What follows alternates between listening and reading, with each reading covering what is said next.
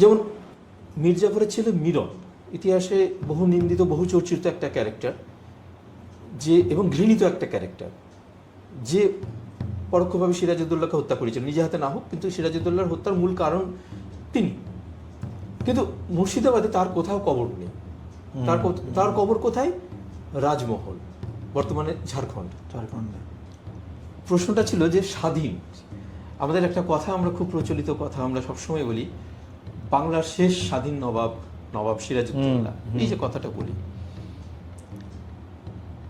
ইতিহাস একরকম ভাবে তৎকালীন ইতিহাস যদি আমরা ঘাঁটি, সেই সময় কিন্তু আমরা সিরাজউদ্দৌলাকে ভালো কেউ বলেনি, তাকে অত্যাচারী বলা হয়েছে, লম্পট বলা হয়েছে, আরো যতটা খারাপ করে বলা যায়। তৎকালীন বলতে কি আমি সিরাজউদ্দৌলার সমসাময়িক বলছি? সমসাময়িক ইতিহাস কথা বলছি, ফার্সি ভাষায় লিখিত, ফার্সি ভাষায় লিখিত মুসলিম লেখকরা যে বইগুলো লিখেছে। অনেকে আবার ধর্মের কথা বলেন, তো অনেকেই আবার আছেন যে ধর্মের কথা তুলে যে হিন্দু লেখকরা তাকে খারাপ বলেছে, তা না, আমি ফার্সি ভাষাই লেখক, তারা মুসলিম লেখক, তাদের কথাই বলবো। তারা কিন্তু কেউ ভালো বলেননি সিরাজকে, আপনি খুঁজে পাবেন না। আপনি যে দীর্ঘ যে গবেষণাটা করছেন, সেখানে করতে গিয়ে কোথাও কি এরকম মনে হয়েছে যে গাইডরা বা অনেক সময় যে টোটো চালক যারা রয়েছে, আমরা কাউকে কোনো শ্রেণীকে আক্রমণ করছি না, কিন্তু তারাও নানান রকম সময় যারা যান ওখানে তাদেরকে একটা ইতিহাস তারা বলেন, সেই ইতিহাসের মধ্যে কি কোনো ভুল রয়েছে? অন্তত একটা দুটো কি উদাহরণ আপনি দিতে পারেন? প্রচুর ভুল আছে। তারা মান্ধাতার আমলে তারা বংশ পরম্পরায় কিছু গল্প তারা শুনে আসছে, সেই গল্পগুলো তারা আজও বলে যাচ্ছে এবং বেশিরভাগ ক্ষেত্রে ভুল বলে যাচ্ছে। অনেকে শুধরেছেন, গাইডদের ট্রেনিং দেওয়া হয়েছে, ট্রেনিং নিয়ে তারা নিজেদেরকে শুধরেছেন, কেউ শুধরায়নি। বাংলার যারা নবাবরা ছিলেন, আমাদের বিশেষ করে মুর্শিদাবাদের যে নবাবরা ছিলেন, তাদের মধ্যে একটা খুব সম্প্রীতির একটা বার্তা ছিল সবসময়ের জন্য। আপনি যদি খোঁজ করেন দেখবেন যে সেই সময় প্রচুর হিন্দু কর্মচারী কিন্তু রয়েছে, এবং সেই সময় যে হিন্দু মুসলিম যে কোনো একটা দাঙ্গা হয়েছে বা কিছু হয়েছে, কোনো ইতিহাসে কোথাও নেই। একটা দুর্দান্ত একটা দারুণ একটা মেলবন্ধন, একটা সামাজিক সম্প্রীতি কিন্তু সেই সময় ছিল।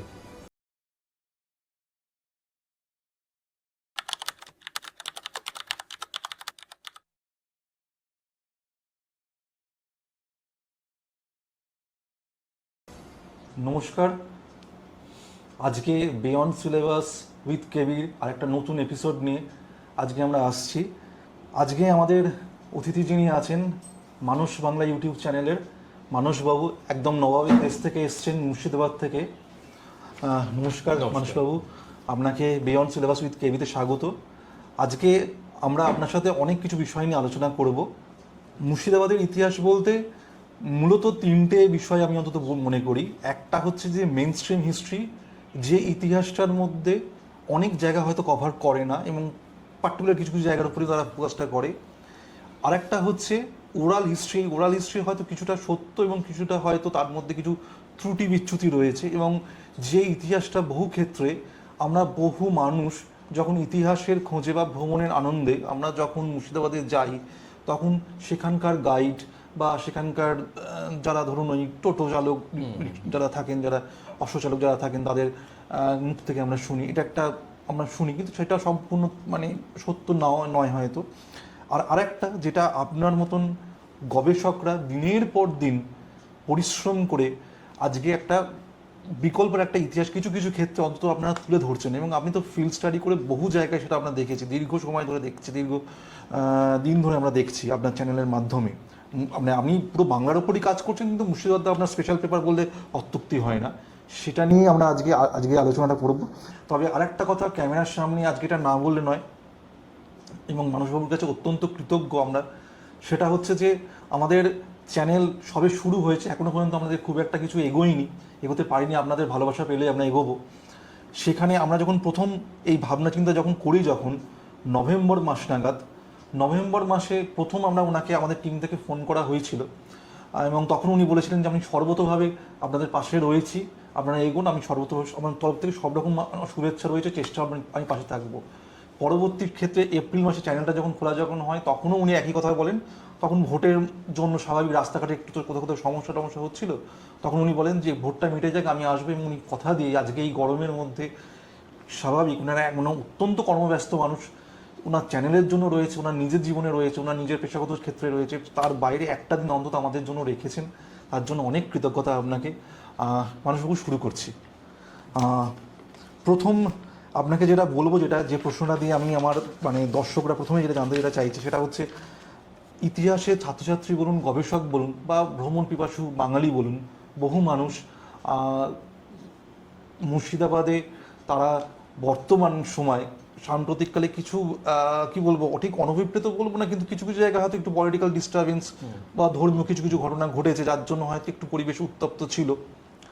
ভোট তো মিটে গেছে, এখন কি নিশ্চিন্তে নিরাপদভাবে ওখানে যাওয়া যেতে পারে? সেখানে ইতিহাসের খোঁজে ভ্রমণের আনন্দে মানুষ কি এবার যেতে পারে অন্তত ওখানে? একদম। মুর্শিদাবাদে যে ঘটনাগুলো শোনা যায় বা দেখা যায়, বা খবরের কাগজে হোক বা আমাদের বিভিন্ন চ্যানেলে যেগুলো আমরা দেখি, সেগুলো কিন্তু আমাদের মূল যে ভ্রমণের জায়গা, মানে আমাদের যে মুর্শিদাবাদ কেন্দ্রিক বা লালবাগ শহর বা মুর্শিদাবাদ শহরকে কেন্দ্র করে, এর অনেক বাইরে ঘটে। সেগুলো হয়তো বিভিন্ন গ্রামাঞ্চলে হলো বা বিভিন্ন জায়গাতে, যার আঁচ এসে কিন্তু মূল জায়গাতে পৌঁছায় না। হিস্টোরিক্যাল জায়গাগুলো এমন হয়তো ঘটনার ঘটলো বা একদিন দুদিনের মধ্যে সেটা মিটে যাচ্ছে, অথচ সেটা হয়তো দিনের পর দিন যেভাবে প্রচারে আসছে, হয়তো প্রচারে কিন্তু ততটা কিন্তু মানে ট্যুরিজমকে কিন্তু সেভাবে কিন্তু আঘাত করে না। কারণ আমরা দেখেছি বেশ কিছু সাম্প্রতিক যে ঘটনাগুলো হয়েছে কয়েকটা, তার ফলে যে মুর্শিদাবাদ যে বিপজ্জনক হয়ে গেছে, মুর্শিদাবাদে যাওয়া যাবে না, মুর্শিদাবাদ ভ্রমণ করা যাবে না, তাহলে আমরা আছি কি করে? ঠিক যখন ঘটনাগুলো ঘটছে তখন তো আমরা মানে মন প্রাণ খুলেই মুর্শিদাবাদে ঘুরে যাচ্ছে। আমরা তো মুর্শিদাবাদবাসী হয়ে তো আমরা তো ঘরে বন্দি হয়ে নেই, অফিস করছি, বাজার করছি, স্কুল কলেজে ছেলে মেয়েদের নিয়ে যাচ্ছি। মুর্শিদাবাদ তো স্তব্ধ হয়ে যাচ্ছে না, তাহলে মুর্শিদাবাদের ভ্রমণের যে এলাকাগুলো সেটা তো স্তব্ধ হয়ে যাওয়ার কথা নয়। এবং সেক্ষেত্রে কিন্তু কোনো বিপদও নেই যে বাইরের পর্যটক গিয়ে মুর্শিদাবাদে বিপদে পড়েছে, এমন কিন্তু নয়। কারণ যে সময় যে ঘটনাগুলোর কথা আপনারা সকলেই জানেন, দর্শকরাও দেখেছেন হয়তো, সেই সময় আমি নিজে গেছি হাজারদুয়ারি চত্বরগুলোর বা যে জায়গাগুলোতে, সেখানে যারা গাইড রয়েছেন, যারা টোটো চালক রয়েছেন, তারা শুধু বারবার বলছে যে আপনারা একটু বলুন, আপনাদের চ্যানেলে প্রচার করুন যে এখানে কিছুই নেই, কোনো সমস্যা নেই, সবাই আসুক। তো আমি তাদেরকে বলেছিলাম যে নিশ্চিন্তে থাকুন, আমরা বলবো। এবং আমি হয়তো আমার মতো করে আমি প্রচার করেছিলাম যে মুর্শিদাবাদে সকলে আসুক। মানে মুর্শিদাবাদে সেরকম ধরনের কোনো ঘটনা ঘটে না যেটা মানে পর্যটকরা আতঙ্কিত হবেন, ভীতগ্রস্ত মানে হবেন। নিশ্চিন্তে মানুষ যেতে পারে সব সময়ের জন্য, সারা বছরই যেতে পারে সেখানে। অনেক ধন্যবাদ। কতগুলো বেসিক কোয়েশ্চেন দিয়ে শুরু করছি। আপনার সম্পর্কে অনেকেরই জানার আগ্রহ, সেটা হচ্ছে আপনার, কিছুটা আমরা জানি, সবটা জানি না, যতটা একটু আপনার পক্ষে বলা সম্ভব, আপনার কর্মজীবন, আপনার বেড়ে ওঠা, এটা সম্পর্কে যদি আপনি একটু বলেন। আমার ছাত্র জীবন থেকে। হ্যাঁ, আমার জন্ম মুর্শিদাবাদে। মানে সেই হিসাবে আমি সবসময় আমি নিজেকে মুর্শিদাবাদবাসী বলি, কারণ আমার জন্ম হয়েছে মুর্শিদাবাদের ইসলামপুরে।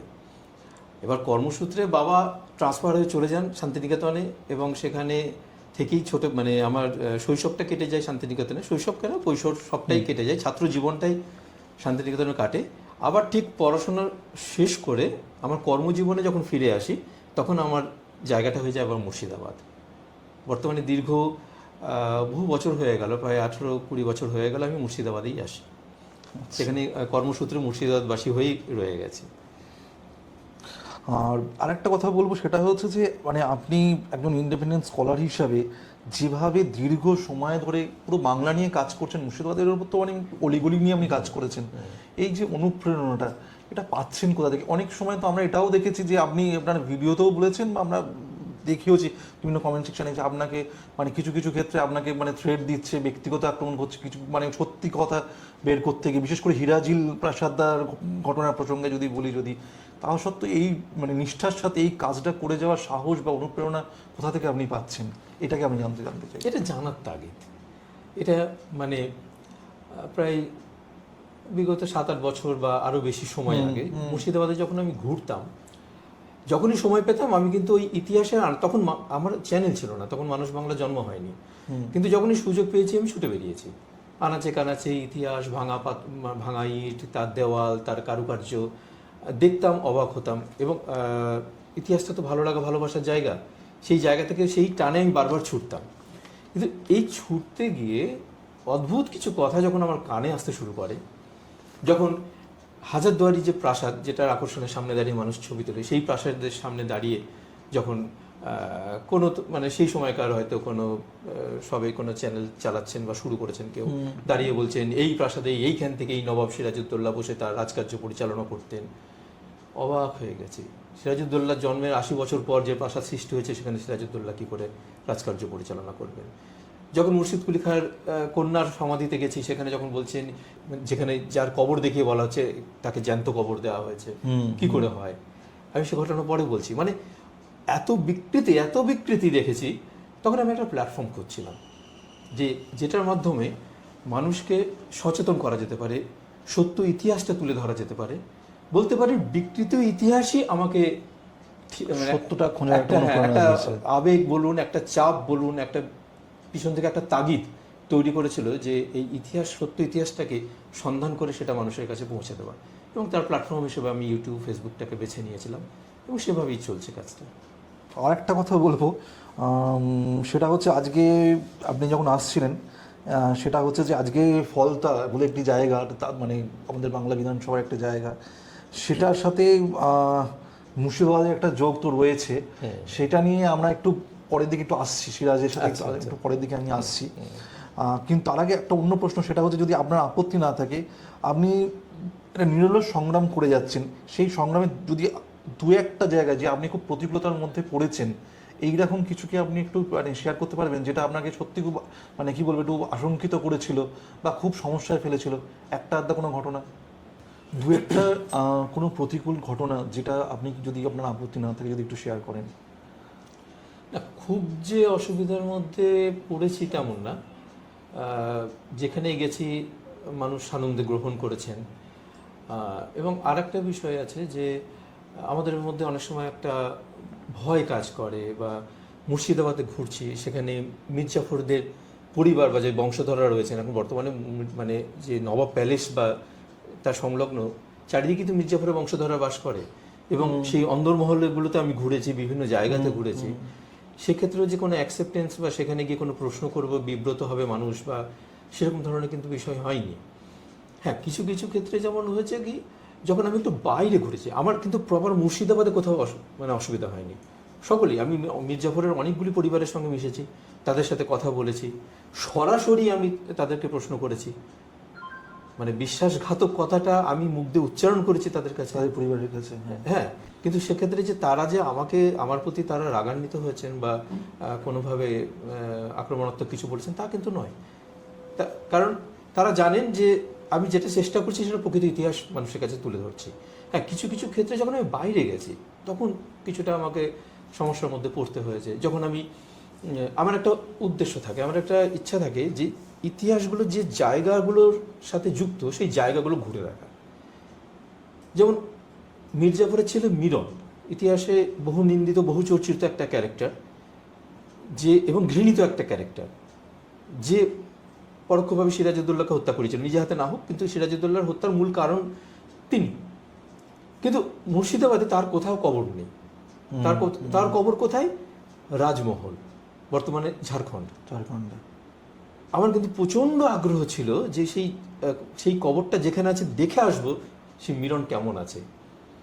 কবর খুঁজতে গিয়ে আমার সমস্যা হয়েছে, আমি লোকেশনে পাইনি, মানে অনেক বহু মানুষকে জিজ্ঞাসা করে এই যে সেই জায়গাগুলোকে খুঁজে বের করা, এগুলো হচ্ছে সমস্যা।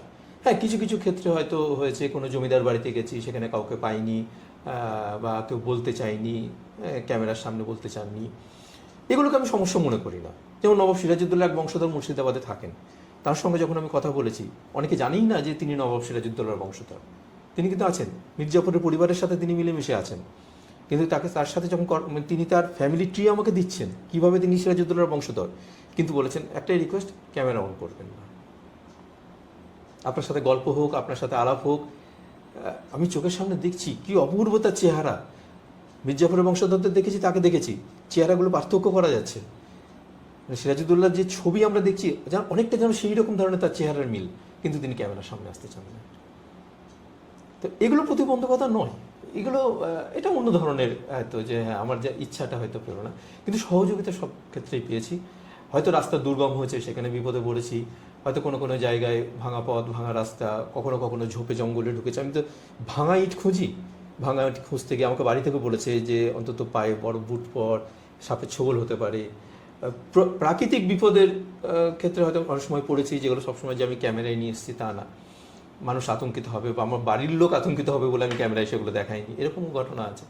কিন্তু তাই বলে কিন্তু সেই অসহযোগিতা মানুষের কাছ থেকে পাইনি। মানুষ কিন্তু সাদরে মানে আমাকে জানিয়েছেন, আমন্ত্রণ করেছেন বা সহযোগিতা পেয়েছি। এমনকি মুর্শিদাবাদে ইতিহাস চর্চা যারা করেন, যে সকল মানুষরা আছেন, যে কোনো প্রয়োজনে তাদেরকেও আমি পাশে পেয়েছি। এবার একটু মানে একদম কি বলবো, মানে স্টার্টার হচ্ছিল, এবার মেন কোর্সতে একদম আসছি আর কি। সেটা হচ্ছে যে মানে যে লোকটা মেন এই মানে মুর্শিদাবাদের ইতিহাস বলতে গেলে যেরকম মেন চরিত্র সিরাজদৌল্লা, আমরা তার সম্পর্কে একটা কথা বলি যে বাংলার তিনি শেষ স্বাধীন নবাব ছিলেন।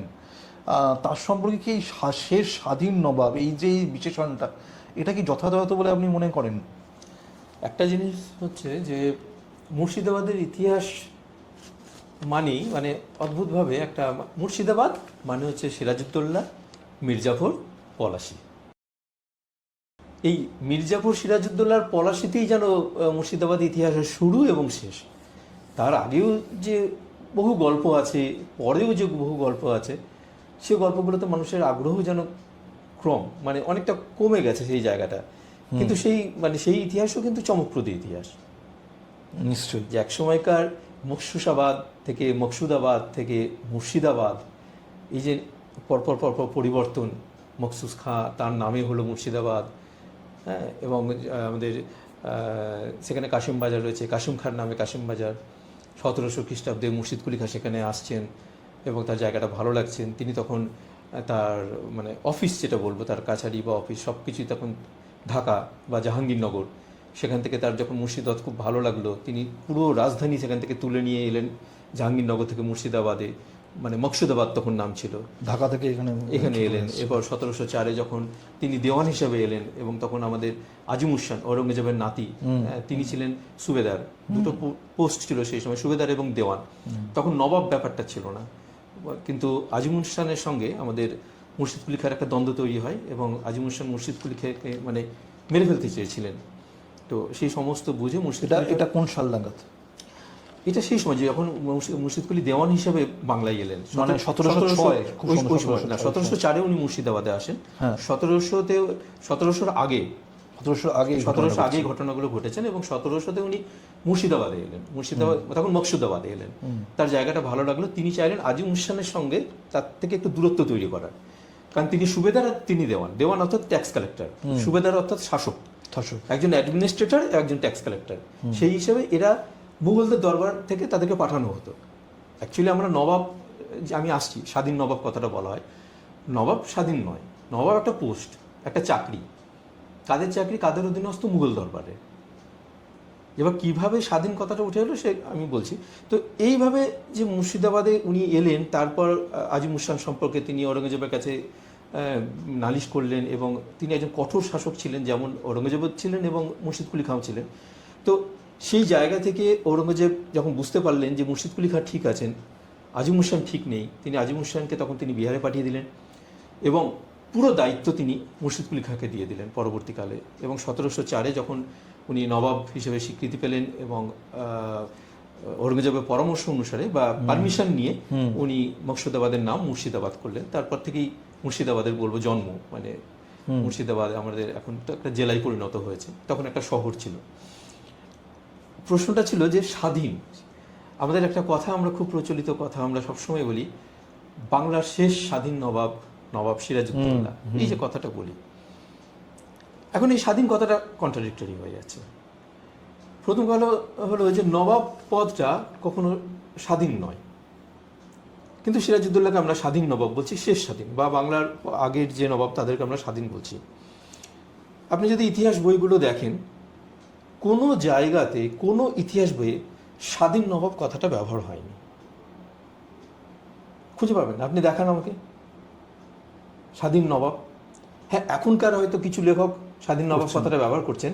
আপনি তৎকালীন বইগুলো যদি ঘাটেন, তৎকালীন ফার্সি ভাষায় যে সমস্ত বইগুলো আছে, আমাদের রিয়াজুস সালাতিন বা সিয়ারুল মুতাক্ষরিন বা আমাদের তারিখি বাংলায় মহব্বতী জঙ্গি, এরকম বিভিন্ন যে আমাদের মুজফ্ফরনামা আছেন করম আলীর লেখা, সমস্ত ফার্সি ভাষায় লেখা হয়েছিল। তাতে কিন্তু এই স্বাধীন নবাব এই কথাটা কিন্তু আপনি পাবেন না। তাহলে স্বাধীন কথাটা এলো কখন? একটা সময়ে সিরাজউদ্দৌলার প্রসঙ্গে যখন তুললেন, তখন আমি বলি নবাব সিরাজউদ্দৌলা ব্যবহৃত হয়েছেন বারবার, তাকে ব্যবহার করা হয়েছে। এমন একজন নবাব, সব থেকে কম সময়ের নবাব, হ্যাঁ পরবর্তীকালে আরও কম সময়ের নবাব ছিল ঠিকই, কিন্তু আমাদের বহুচর্চিত নবাব মানে ইংরেজ আমলের আগের যারা নবাব তাদের মধ্যে সিরাজের সময়টা খুব কম, মাত্র 1 বছর 2 মাস, 14 মাস তিনি রাজত্ব করেছেন। 14 মাসটা কতটুকু? একটা শীত পেরোতের বেড়ে আরেকটা শীত চলে আসে। গত বছর মানে একটা বছর কি করে আমাদের পেরিয়ে আমরা বুঝতে পারি না। তাহলে তিনি নবাবি করার সময়টা কতক্ষণ পেলেন? 1 বছর মতন পেয়েছেন, খুব সামান্য 1 বছর সামথিং কিছুদিন পেয়েছেন। প্রচুর ঘটনা, তার মধ্যে প্রচুর ঘটনা। এই কিন্তু তার লড়াইয়ের জায়গাটা ছিল ব্রিটিশদের সঙ্গে, ইস্ট ইন্ডিয়া কোম্পানির সঙ্গে, যার ফলে কি হলো যে ইংরেজদের সঙ্গে আমাদের পরবর্তীকালে দেশ যখন 200 বছরের পরাধীন হয়ে গেল, তখন মানুষের মধ্যে একটা দেশপ্রেমের একটা ভাবোচ্ছ্বাস তৈরি করার চেষ্টা করা হলো। ইতিহাস একরকমভাবে, তৎকালীন ইতিহাস যদি আমরা ঘাঁটি, সেই সময় কিন্তু আমরা সিরাজউদ্দৌলাকে ভালো কেউ বলেনি, তাকে অত্যাচারী বলা হয়েছে, লম্পট বলা হয়েছে, আরো যতটা খারাপ করে বলা যায়। তৎকালীন বলতে কি আপনি সিরাজউদ্দৌলার সমসাময়িক বলছেন? সমসাময়িক ইতিহাস কথা বলছি, ফার্সি ভাষায় লিখিত, ফার্সি ভাষায় লিখিত মুসলিম লেখকরা যে বইগুলো লিখেছেন। অনেকে আবার ধর্মের কথা বলে, তো অনেকেই আবার আছেন যে ধর্মের কথা তোলে, যে হিন্দু লেখকরা তাকে খারাপ বলেছে। তা না, আমি ফার্সি ভাষাই লেখক, তারা মুসলিম লেখক, তাদের কথাই বলবো। তারা কিন্তু কেউ ভালো বলেননি সিরাজকে, আপনি খুঁজে পাবেন না। এমনকি সেই সমসাময়িক আমাদের তার পরবর্তীকালেই যারা আমাদের হিন্দু লেখক বলবো, যে বিদ্যাসাগর আছেন বা আরও অনেকেই আছেন যারা লিখেছেন, কালীকিঙ্কর আছেন বা আরও অনেক লেখক আছেন, প্রচুর বই আছে আমাদের, তারা কিন্তু সিরাজকে ভালো বলেননি। সিরাজকে ভালো বলা বা সিরাজের চরিত্রকে নতুনভাবে বিশ্লেষণ করলেন আমাদের বিহারীলাল চক্রবর্তী, আমাদের অক্ষয় কুমার মৈত্র, হ্যাঁ এরা কিন্তু, এবং আর কি হলো নিখিলনাথ রায়, তারা কিন্তু সিরাজউদ্দৌলা চরিত্রকে একটু অন্যভাবে তারা ব্যাখ্যা করলেন, অন্য আঙ্গিকে তারা খুঁজলেন সিরাজউদ্দৌলার মধ্যে ভালো গুণগুলোকে তারা খুঁজে বার করার চেষ্টা করলেন। সব থেকে সিরাজউদ্দৌলার ভালো দিকটা, আমি স্বাধীন নবাব কথা পরে আসছি, ভালো দিকটাকে খুঁজে বার করার চেষ্টা করেছিলেন আমাদের অক্ষয় কুমার মৈত্র, যেটা বহুজনে বিশেষ করে বাংলাদেশে খুবই জনপ্রিয় অক্ষয় কুমার মৈত্র বইটা। কিন্তু আমি যদি সেখানে বইটাকে যদি আমি খুব ভালো করে পড়ি, আমি জানি না যারা বলেন যে অক্ষয় কুমার মৈত্র একদম ঠিকঠাক লিখেছেন সিরাজউদ্দৌলা সম্পর্কে, তারা অক্ষয় কুমার মৈত্রকে কতটা পড়েছেন সেটাও একটা সন্দেহজনক আছে। কেন বলছি কথাটা? অক্ষয় কুমার মৈত্র যেমনি খুঁজেছেন নবাব সিরাজউদ্দৌলার ভালো দিকটা, তার সাথে সাথে তিনি কিন্তু খারাপ দিকটাকে অস্বীকার করেননি। তিনি ভালো কিভাবে বলেছেন? তিনি কিন্তু বলেননি সিরাজউদ্দৌলা মদ খেতেন না, তিনি পরিষ্কারভাবে বলেছেন। তিনি একদম এই কথা পরিষ্কারভাবে, বইটা যদি কেউ পড়েন লেখা আছে, সিরাজউদ্দৌলা সাঙ্গপাঙ্গ নিয়ে ফুর্তি করতেন, বন্ধু বান্ধবদের সঙ্গে সুরাপান করতেন। এমনকি সিরাজউদ্দৌলাকে যখন আলীবর্দী বিভিন্ন কাজে বিভিন্ন জায়গায় প্রেরণ করতেন, সেখানকার জমিদার বা সিপাহসালার বা যারা থাকতেন, তারা সিরাজউদ্দৌলাকে সন্তুষ্ট করার জন্য বিভিন্ন মহিলাদের এগিয়ে দিতেন। মানে তার একটা চারিত্রিক দুর্বলতা ছিল, সেটা কিন্তু অস্বীকার করেননি। সিরাজউদ্দৌলাতে তাদেরকে নমস্কার জানিয়ে যান, আপনি বাড়ি ফিরে যান, তা তো করেননি। অর্থাৎ নারী লিপ্সার, নারী ভোগ, এই বিষয়টা কিন্তু আছেই। সেটা অক্ষয় কুমার মৈত্র সিরাজউদ্দৌলার ভালো দিকটা খোঁজা সত্ত্বেও কিন্তু এটা অস্বীকার করেননি। তিনি ভালো বলেছেন। কিভাবে ভালো বলেছেন? অন্যান্য নবাবরা তারা মানে ভোগ করার পর তাকে আর কোনো তার প্রতি খোঁজ নিতেন না, মানে তাকে ফেলে দেওয়া হতো বলতে গেলে এক কথায়। কিন্তু সিরাজউদ্দৌলা তার অন্দরমহলে তাকে হারেমে স্থান দিতেন। এইভাবে সিরাজকে মহান বলেছেন তিনি, কিন্তু অস্বীকার করেননি সিরাজউদ্দৌলা যে চারিত্রিক দিক দিয়ে এতটা মানে এরকম ছিলেন। মানে এইভাবে অক্ষয় কুমার মৈত্রকে ভালো করে পড়তে হবে। তো সেই সময়ে আমাদের বঙ্গভঙ্গ বলুন বা পরবর্তীকালে যে বাংলাদেশের যে স্বাধীন মানে পাকিস্তানের সঙ্গে যে একটা স্বাধীনতার লড়াই শুরু হলো, সেই সময় কিন্তু আমাদের যে যাত্রাপাল গিরিশচন্দ্র ঘোষ বা আমাদের শচীনবাবু যে নাটকগুলো রচনা করলেন সিরাজউদ্দৌলাকে, এবং পরবর্তীকালে সিকান্দার আবু জাফর, তিনি যখন সিরাজউদ্দৌলার যে তার সিকান্দার আবু জাফরের রচনা মারাত্মক, তার লেখাগুলো যদি পড়া হয়, মানে যে ডায়লগগুলো সিরাজউদ্দৌলার মুখে উনি বসিয়েছেন, সিরাজউদ্দৌলা বলেছিলেন কেন আমি জানি না, যে কথাগুলো উনি সিরাজউদ্দৌলার মুখে বসিয়েছিলেন, সে কথাগুলো শুনলে বা পড়লে আপনার রক্ত গরম হয়ে যাবে। তখনই মনে হবে যে ইংরেজদের চলো আমরা এখনই মারব। অর্থাৎ সেই সময় সোশ্যাল মিডিয়া ছিল না, ফেসবুক আর ইউটিউব ছিল না, মানুষের মধ্যে দেশপ্রেম তৈরি করার জন্য একটা প্ল্যাটফর্ম দরকার ছিল, সেটা কিন্তু যাত্রা নাটক তার মাধ্যমেই হতো। গিরিশচন্দ্র ঘোষ যখন তার সিরাজউদ্দৌলার নাটক যখন মঞ্চস্থ করলেন, ইংরেজ আটকে দিয়েছিল কিছুদিন। সেই নাটক প্রচার হওয়ার পর মানে আমাদের তৎকালীন ইংরেজ সরকার তারা কিন্তু নাটক ব্যান করে দেয়, করতে দেয় না, মঞ্চস্থই করতে দিত না। কিন্তু সিকান্দার আবু জাফরের সময় যখন পাকিস্তানিদের মানে হানাদারদের বিরুদ্ধে যখন বাংলাদেশিরা সোচ্চার হচ্ছে, সেই সময় সিরাজউদ্দৌলা সেই সময় কি করা হলো, সিরাজউদ্দৌলাকে একজন দেশপ্রেমিক বানানো হলো এবং দেশ বিরোধী কাকে তৈরি করা হলো, মীর জাফরকে। আমি তৈরি করা হলো কথাটা বলছি। ওই জন্য সিরাজউদ্দৌলাকে বলা হয় যে মানে কিছু মানুষ বলেন যে স্বাধীনতার মানে উনি একজন যোদ্ধা এবং তাকে বলা হচ্ছে যে শহীদ, স্বাধীনতার মানে আমাদের ব্রিটিশদের বিরুদ্ধে প্রথম শহীদ সিরাজউদ্দৌলাকে বলা হচ্ছে। এখানে প্রশ্ন থেকে যায়, শহীদ বলছি ঠিক আছে, স্বাধীনতা আমি মুখে বলছি সে স্বাধীন নবাব সিরাজউদ্দৌলা, যে নবাবকে আমি বলছি স্বাধীন, তাহলে তিনি স্বাধীনতার লড়াই করবেন কেন? স্বাধীনতার লড়াই কারা করে? পরাধীন। তাহলে তো বলতে পরাধীন নবাব, পরাধীন নবাব তো উনি নন।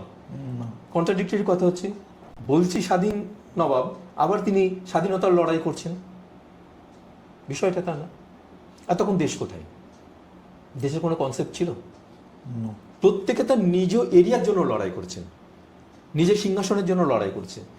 দেশপ্রেম বা দেশ কথাটা এলো কিন্তু পরবর্তীকালে ব্রিটিশ যখন পুরো দখল করে নিল ভারতবর্ষ, তখন কিন্তু মানুষের মধ্যে দেশপ্রেমের একটা চিন্তাভাবনা তৈরি হলো। তার আগে কি ছিল? তার আগে তো প্রত্যেকে স্বাধীন রাজ্য করে করে প্রত্যেকে নিজের নিজের মতো করে থাকতো। মুঘল সাম্রাজ্য যখন দুর্বল হয়ে গেল, ওদিকে অযোধ্যা তারা স্বাধীনভাবে রাজত্ব করতে শুরু করলো, এদিকে বাংলা তারা স্বাধীনভাবে রাজত্ব শুরু করলো, হায়দ্রাবাদ, হ্যাঁ এদিকে হায়দ্রাবাদ তো আলাদা হয়েই গেছিল। তাহলে প্রত্যেকে কিন্তু স্বাধীন একটা করদ রাজ্যে আলাদাভাবে তারা কিন্তু তৈরি হয়ে গেছিল। যে কারণে সিরাজউদ্দৌলাকে স্বাধীন নবাব মানে স্বাধীন নবাব, অ্যাকচুয়ালি নবাব স্বাধীন নন, নবাব পদটাই হয়তো মুঘলদের সৃষ্টি। কিন্তু নবাব আলীবর্দী খাঁর সময় থেকে মুঘলদের যে ট্যাক্স দেওয়া, এই ট্যাক্সটা দেওয়া বন্ধ করে দিয়েছিলেন প্রায়, কারণ তার একটা বড় খরচ হয়ে যেত বর্গী আক্রমণ ঠেকানোর জন্য, প্রচুর টাকা লাগতো। কিন্তু মুঘলদের দুর্বলতার সুযোগে, যেহেতু তাদের বাংলার উপর কোনো কন্ট্রোল আর ছিল না সেইভাবে, নবাবদের স্বীকৃতি দিতেন তারা, প্রচুর পরিমাণে উপঢৌকন দিয়ে সেখান থেকে নবাবী সনদ তাদের আনতে হতো, স্বীকৃতি সেইটা আনতে হতো। সিরাজউদ্দৌলা পরবর্তী মির্জাফর বা মীর কাসিম যেই নবাব হয়েছেন প্রত্যেককেই কিন্তু সেই সনদ আনতে হয়েছে মুঘলদের কাছ থেকে। অর্থাৎ যদি আমি স্বাধীন হব তাহলে তো আমাকে সনদ আনতে হবে না, সনদ বা স্বীকৃতি। আবার একটা এই প্রসঙ্গে অন্য একটা বিষয় বলতেই হয়, সিরাজউদ্দৌলাই মনে হয় একমাত্র নবাব যার কোনো সনদ ছিল না। মুঘলদের দরবার থেকে তিনি কিন্তু সনদ আনতে পারেননি। তিনি যে 14 মাস নবাবী করে গেছেন, তিনি কিন্তু কোনো স্বীকৃত নবাবই নন। মানে অনেকগুলো বিতর্কের জন্ম দেয়। নবাব আলীবর্দী খাঁ মারা যাওয়ার পর যদি বৈধ নবাব কেউ হয়ে থাকেন, সেটা হচ্ছে সিরাজের মাসি ময়মনা বেগম। নবাব আলীবর্দী খাঁর 3 কন্যা ছিলেন, আমিনা বেগম, ঘসেটি বেগম, ময়মনা বেগম। তো ময়মনা বেগম ছিল মাঝের, আমিনা ছোট, ঘসেটি বড়। ময়মনা বেগমের ছেলে শওকত জং, সে মির্জাফর বা আমাদের জগৎ শেঠদের সহযোগিতায় মুঘল দরবার থেকে সে কিন্তু নবাবী স্বীকৃতি আনিয়ে ফেলেছিলেন। অর্থাৎ বৈধ নবাব ছিলেন শওকত জং, সিরাজউদ্দৌলা না। সিরাজউদ্দৌলা তারপর আমাদের একে মোহনলালকে পাঠিয়ে শওকত জংকে হত্যা করে মুর্শিদাবাদের নবাবী দখল করেন, মানে এবং মুর্শিদাবাদের সিংহাসন লাভ করেন। কিন্তু তিনি নবাবী সনদ তিনি আনতে পারেননি, স্বীকৃতি নবাবী নন কিন্তু সিরাজউদ্দৌলা। আর একটা কথা, সিরাজের চারিত্রিক নিয়ে বিষয়টা নিয়ে কয়েকটা কথা তো আপনি এই বক্তব্যের মধ্যে তো তুলেই দিলেন। মির্জাফরের যে বংশধরদের সাথে আপনি ব্যক্তিগতভাবে অনেকের সাথে যারা এখনো পর্যন্ত রয়েছেন আপনি মিট করেছেন, এবং তাদেরকে অনেক সময় নানা রকম কিছু কলঙ্কের অভিযোগ নিয়ে তাদেরকে মেরে থাকতে হচ্ছে, তাদের সাথে মিট করে আপনার সেই অভিজ্ঞতাটা কেমন, সেটা যদি আপনি একটু বলেন। মির্জাফরদের বংশধরদের মধ্যে একটা জিনিস খেয়াল করেছি, যেটা হচ্ছে যে বিশ্বাসঘাতক তকমার, যেটা তাদেরকে একটা স্ট্যাম্প মেরে দেওয়া হয়েছে এবং সিরাজউদ্দৌলাকে হত্যা করা হয়েছে, সেটা মির্জাফরের ফ্যামিলি অর্থাৎ মির্জাফরের ছেলে মিরন করিয়েছেন মোহাম্মদ বেগকে দিয়ে। এই সত্যটা কিন্তু তাদের মানতে তারা নারাজ। বেশিরভাগই তাদের বক্তব্য যে সিরাজউদ্দৌলাকে বন্দি করা হয়েছিল। অনেকেই বলেন যে মির্জাফরের যে বাড়ি জাফরাগঞ্জে যে প্যালেস ছিল, সেই প্যালেসেই সিরাজউদ্দৌলাকে হত্যা করা হয়। হুম হুম হুম কিন্তু মির্জাফরদের ফ্যামিলি তাদের যে বক্তব্যটা তাদের হচ্ছে সিরাজউদ্দৌলা যে নিজের প্রাসাদ হিরাজিল প্রাসাদ সেখানেই সিরাজউদ্দৌলাকে হত্যা করা হয়েছিল এবং এই হত্যাটা ইংরেজরা ঘটেছিল। ইংরেজদের হাতেই, মানে তারা যেহেতু মানে সেই সময়কার আমরা যে লিখিত প্রমাণগুলো পাই বা যে বইগুলো আছে, সিরাজউদ্দৌলা হত্যাকাণ্ডের সময় তো কেউ ঘরে ছিলেন না লেখকরা, তারাও তো কারো না কারো কাছ থেকে শুনেছেন। যে কজন সেই সময় ফার্সি ভাষায় লিখেছেন তারা কেউই কিন্তু সেই ঘরে ছিলেন না। সুতরাং সিরাজউদ্দৌলাকে কে হত্যা করেছে তাদের লজিকটা এই জায়গাতে থাকে, যে সেটা মিরন করিয়েছে বা মোহাম্মদ বেগ তাকে মেরেছে, না ইংরেজরাই গুলি চালিয়েছে। একজন বাকির সাহেব বলে একজনের সঙ্গে আমার কথা হয়েছিল, তার বক্তব্য হচ্ছে যে ঘরে সিরাজউদ্দৌলা বন্দী ছিলেন সেখানে উপরে একটা ঘুলঘুলির অংশ ছিল সেই সময় আলো ঢোকার জন্য, সেখান থেকে নাকি ইংরেজরা উপর থেকে গুলি চালিয়ে সিরাজকে হত্যা করে, তার বক্তব্য ছিল। আমি ওখানে ছোট নবাবের সাথেও কথা বলেছি, অত্যন্ত ভালো মানুষ, মির্জাফরের বংশধর হলেও তিনি অত্যন্ত ভালো মানুষ। তিনি কোনো জায়গাতে স্বীকার অস্বীকারের মধ্যে কিন্তু নাই। তিনি সিরাজকে ভালোবাসেন, তার ঘরে সিরাজউদ্দৌলার ছবি আছেন। পলাশির যুদ্ধে সিরাজ বন্দী হয়েছিল, তারপর সিরাজকে কে মেরেছিলেন সেটা উপরওয়ালাই জানে। এই উপরওয়ালা জানেই বলেই তারা কিন্তু মানে এই বিষয়টা বলেন। তো বিশ্বাসঘাতকতার তকমা কে নিতে চায়? আর তার থেকেও বড় কথা, বিশ্বাসঘাতক মির্জাফর যদি করেই থাকে, তার পরবর্তী জেনারেশনদের দোষারোপ করে লাভ। মির্জাফরের বংশধর, এই কথাটা বংশধরদের একটা বংশকে, আমি বংশ কথা বাদ দিলাম, এখন তো 9th জেনারেশন 10th জেনারেশনকে 11th জেনারেশনে এসে গেছে। একটা পরিবারেই 5টা ছেলে মেয়ে যদি থাকে তারা সবাই ভালো হয় না, কেউ চোর ডাকাতো হয়, কেউ বড় লেখকও হয়, বড় লেখক হয় নিশ্চয়ই, তাই না? একজনের দায়টা একটা পরিবারে, আমি বংশধরের কথা তো ফেলেই দিলাম। আর মির্জাফর তো খুব খারাপ বংশের মানুষ ছিলেন না। মির্জাফরের যে সৈয়দ বংশীয় মানুষ ছিলেন, এবং ইতিহাস যেটা বলেন বা ওই পরিবারের কাছ থেকে যেটা আমি জেনেছি বা শুনেছি, তারা হলেন আমাদের হযরত আলী, যিনি চতুর্থ খলিফা ছিলেন, যার মিসেস ছিলেন আমাদের ফাতেমা, যিনি আমাদের নবী সাহেবের কন্যা। তো তারই ডিরেক্ট বংশধর হলেন মির্জাফররা, তাদের নামের আগে সৈয়দ আছে। তাহলে বংশধর তো তার বংশ খারাপ না। এবং নবাব আলীবর্দী খাঁ মির্জাফরের বংশ পরিচয় জানতেন, এবং ভালো বংশে মেয়েকে একজন, তার পরিবারের একজন মেয়েকে তার হাতে তুলে দিচ্ছেন। কে সে? আলীবর্দী খাঁর বোন শাহ খানম। তিনি তার বোনের সাথে মির্জাফরের বিয়ে দিচ্ছেন। তার একটা বড় ক্রাইটেরিয়া ছিল, মির্জাফর একজন বীর পুরুষ এবং একটি উচ্চ বংশের সন্তান। আলীবর্দীর বোনের সাথে মির্জাফর তো সিরাজউদ্দৌলার সম্পর্কে নানা হচ্ছেন, দাদু হচ্ছেন সম্পর্কে। আলীবর্দী তার বৈমাত্র ভগিনী ছিলেন শাহ খানম, সেই একমাত্র বোন। সেই শাহ খানমের সঙ্গে আলীবর্দী 2 ভাই, হাজি আহমেদ এবং নবাব আমাদের আলীবর্দী, আর এক বোন ছিলেন শাহ খানম। সেই শাহ খানমের সঙ্গে উনি মির্জাফরের বিয়ে দেন। কারণ বর্গী আক্রমণের সময় মির্জাফর প্রচণ্ড বীরত্বের পরিচয় দিয়েছিলেন, প্রচুর পরিমাণে বীরত্বের পরিচয় দিয়েছিলেন। এবং আরও বেশ কিছু ঘটনা আছে যেগুলোতে মির্জাফর যথেষ্ট বীরত্বের পরিচয় দিয়েছিলেন। আলীবর্দী যখন সিংহাসনে বসেন এবং উনি যখন ডেপুটি গভর্নর ছিলেন, অ্যাকচুয়ালি আলীবর্দী তো ওইভাবে মুর্শিদাবাদে আসেননি, তার আসার পিছনেও অনেকগুলো ঘটনা আছে। আর মুর্শিদাবাদের 3টে বংশ নবাবী করেছেন। একটা হচ্ছে আমাদের নাসিরি বংশ, সেটা হচ্ছে মুর্শিদকুলি খাঁর বংশ। মুর্শিদকুলি খাঁয়ের শুরু, দ্বিতীয় নবাব সুজাউদ্দিন, তার পরবর্তী সরফরাজ তৃতীয় নবাব, সেখানে নাসিরি বংশ শেষ হয়ে যায়। এরপর আলীবর্দী ঢোকেন আফসার বংশ, আলীবর্দীতে শুরু, সিরাজউদ্দৌলাতে শেষ। তারপরে মির্জাফরদের বংশ, সেই বংশটাকে বলা হয় নাজাফি বংশ। তাহলে নাসিরি, আফসার এবং নাজাফ, এই নাজাফি বংশ, এই 3টে বংশ মুর্শিদাবাদে নবাবী করে গেছেন। এবং নাজাফি বংশ আজও আছেন, এবং মুর্শিদাবাদে বর্তমান নবাবও আছেন। সেই হিসাবে মির্জাফরের বংশ পরিচয়টি কিন্তু একটা খুব ভালো বংশের সন্তান ছিলেন। এবং আলীবর্দী যখন ডেপুটি গভর্নর হিসেবে, যখন আমাদের নবাব সুজাউদ্দিন, বাংলার দ্বিতীয় নবাব, যখন উনি মুর্শিদাবাদের মসনদে বসলেন, তখন আলীবর্দীকে উনি ডেপুটি গভর্নর করে বিহারের দায়িত্বটা দিলেন। এবং সেই সময়ে সিরাজউদ্দৌলা জন্ম হয়, এবং সিরাজউদ্দৌলাকে কিন্তু উনি খুব মানে আমরা পয়া বলি না একটা, হ্যাঁ, যে ভাগ্যবান মনে করতেন তার নিজের জীবন, তার পদোন্নতি হলো, তিনি একটি প্রাদেশিক শাসনকর্তা হয়ে গেলেন সেখানে। তাই এটাকে সিরাজউদ্দৌলাকে উনি তার আশীর্বাদ মনে করেছিলেন। সেই জন্য সিরাজকে ভীষণভাবে ভালোবাসতেন এবং সিরাজকে দত্তক নিয়েছিলেন। অনেকেই সিরাজউদ্দৌলা জন্ম মৃত্যু এটা নিয়ে কোথায় হয়েছিল, অনেক কেউ বলে বিহার, কেউ বলে এখানে, তা না। অ্যাকচুয়ালি সিরাজউদ্দৌলা জন্ম হয়েছিল মুর্শিদাবাদে। অনেকে ভুল তথ্য পরিবেশন করেন, অনেকেই বলেন যে সিরাজের জন্ম, কারণ যেহেতু আলীবর্দী খান বিহারের নবাব ছিলেন সেই জন্য আলীবর্দী খান দত্তক নিয়েছিলেন নবাব সিরাজকে, কিন্তু সিরাজউদ্দৌলার জন্ম সেই জন্য বিহারের বলা হয়, কিন্তু তা না। রুটটা কোথায়? রুটটা হলো আলীবর্দী খান তার যে সিরাজের মা আমিনা বেগম, তার বিয়ে দিয়েছিলেন কার সাথে? তার দাদার 3 ছেলের সাথে। তার নিজের বড়দা হাজী আহমেদের 3 ছেলের সাথে সিরাজউদ্দৌলার এই নবাব আলীবর্দী খান 3 মেয়ের বিয়ে দিয়েছিলেন। হ্যাঁ, এবার হাজী আহমেদ চাকরি করতেন কোথায়?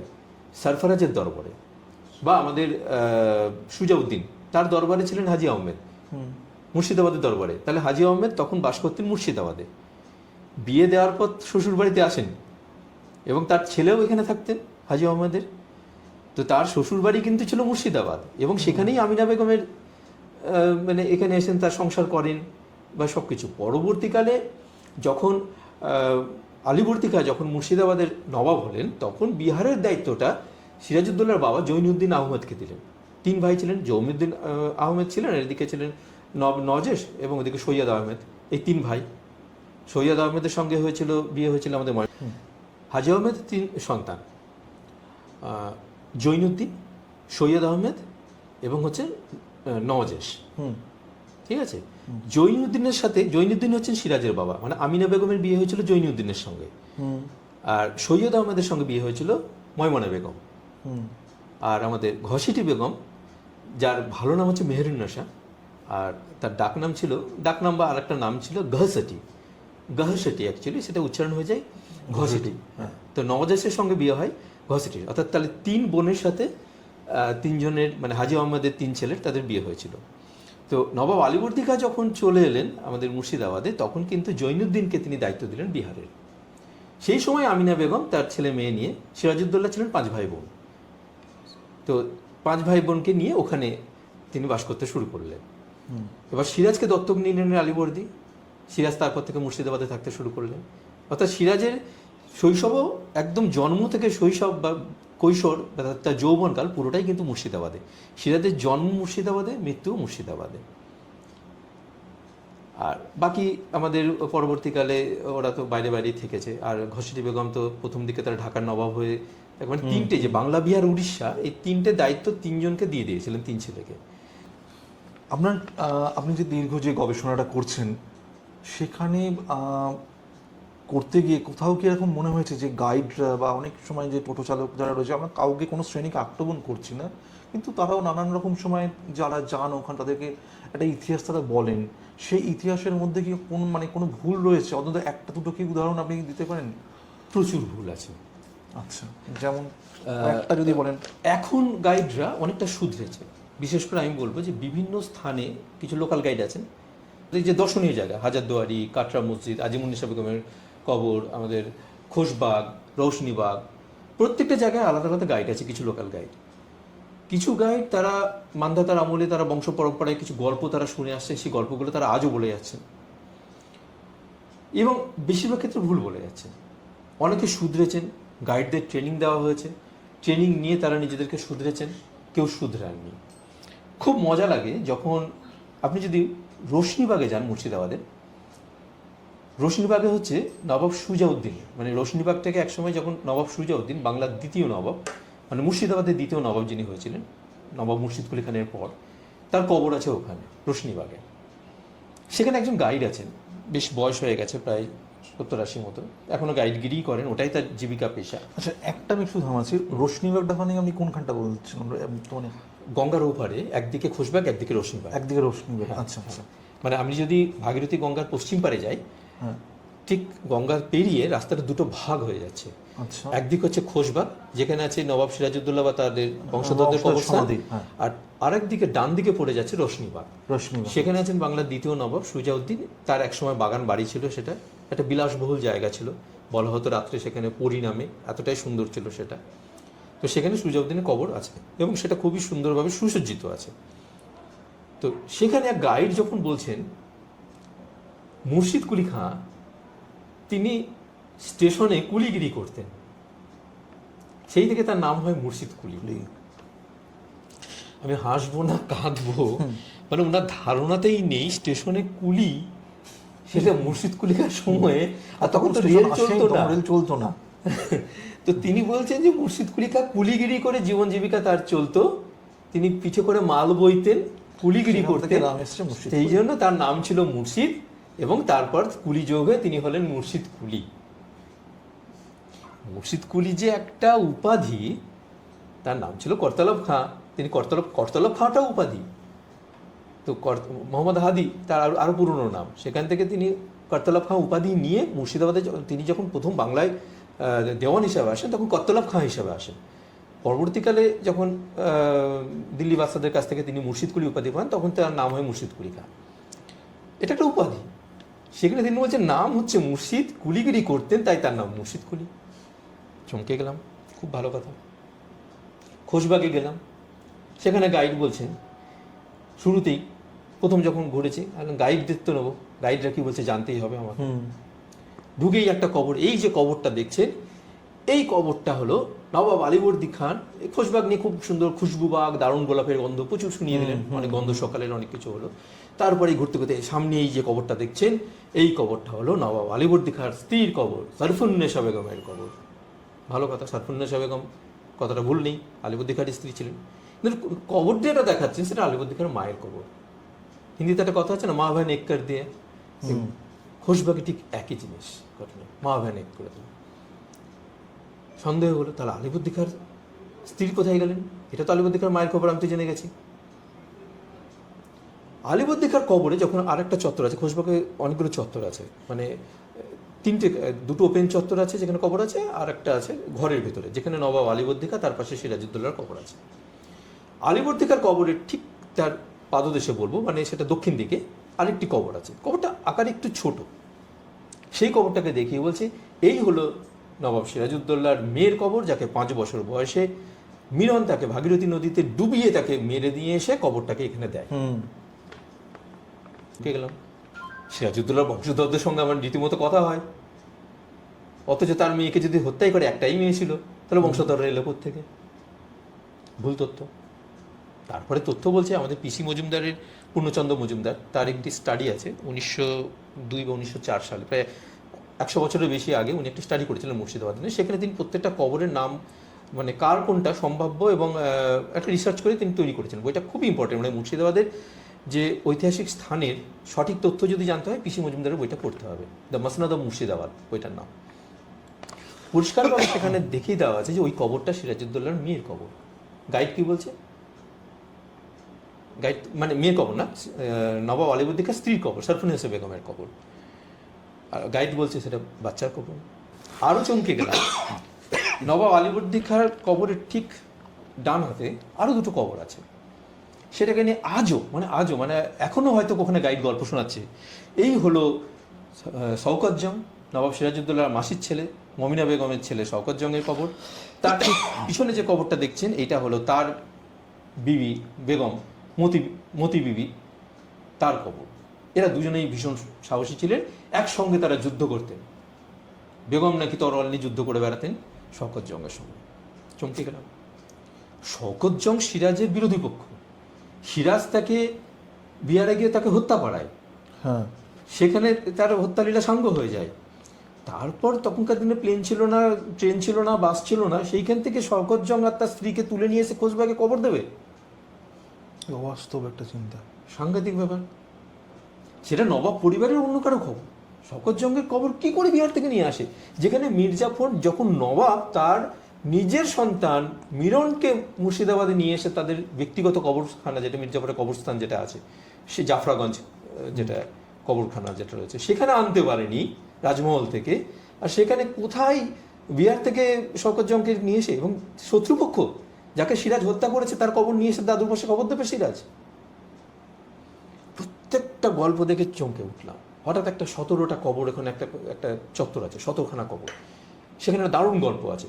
এই যে কবরখানা দেখছেন, এই কবরগুলো হচ্ছে সিরাজউদ্দৌলা যখন বন্দী ছিলেন তখন এখানে এরা দেখা করতে এসেছিলেন নবাব সিরাজের সাথে। তাদেরকে বিষ খাইয়ে মিরন হত্যা করে এখানে গণকবর দিয়েছে। তাদের মধ্যে একটা বাচ্চা কবর আছে, ছোট বড় অনেক রকম কবর আছে। হ্যাঁ, ভালো করে স্টাডি করেছি। এক একটা কবর এক এক সময়ে, এবং এক একটা কবর যদি আমার গণকবর হয় সেটা প্রত্যেকটা একই রকম হবে, কোনোটা উঁচু, কোনোটা নিচু, কোনোটার উপরে বিভিন্ন ধরনের বাণী লেখা, কোনোটা রাজকীয়, কোনোটা একদম সাদামাটা। দেখেই বোঝা যায় প্রত্যেকটা কবর বিভিন্ন সময়ের কবর, গণকবর নয়। মিলন খারাপ ছিল, অত্যাচারী ছিল, বহু মানুষকে হত্যা করেছিল, তার মানে গল্প জুড়ে দিলাম। আরেকটি কবর দেখায়, বাঁ দিকে যেতে যেতে যখন আমরা সিরাজউদ্দৌলার কবর স্থানে প্রথম চত্বরটা পেরিয়ে যখন যাচ্ছি, বাঁ দিকে একটা কবর দেখানো হয়। এটা হলো দানশা ফকিরের কবর। কবরটা কিন্তু রাজকীয় ছিল, একসময় বোঝা যায়। চারিদিকে ঘেরা টোপ এবং তার সুন্দরভাবে একটা চূড়ো তৈরি করা, মানে ওটা বেশ প্রভাবশালী ব্যক্তি হলে ওই ধরনের কবরগুলো হয়। মানে নবাব সরফরাজ খানের কবরও ওই ধরনের স্টাইলে। তাহলে একজন কোনো সম্মানীয় ব্যক্তির কবর, ওই কবরটা দেখিয়ে বলে যে এটা হলো সেই দানশা ফকিরের কবর, যিনি নবাব সিরাজউদ্দৌলার পায়ে নাগরা জুতো দেখে তাকে ধরিয়ে দিয়েছিলেন এবং তাকে মুর্শিদাবাদে আনা হয়েছিল। তাকে পুরস্কৃত করার সময় ব্রিটিশ তাকে গুলি করে তাকে কবর দেওয়া হয় এখানে। বিশ্বাসঘাতকতা করে তাকে ধরিয়ে দেওয়া হলো, তারপর তাকে রাজকীয় কবর দেওয়া হয়ে গেল। একবারে যেখানে নবাবদের কবর, যেখানে দানশা ফকির মারা যায়, যদি আমরা অক্ষয় কুমার মৈত্রের চোখে যদি ভালো করে পড়ি, সেখানে পরিষ্কারভাবে উনি লিখেই দিয়েছেন, উনিও স্টাডি করেছিলেন, উনি সার্ভে করেছিলেন, উনি সেখানে লিখেছেন দানশা ফকির মারা যায় পলাশির যুদ্ধে 4 বছর আগে।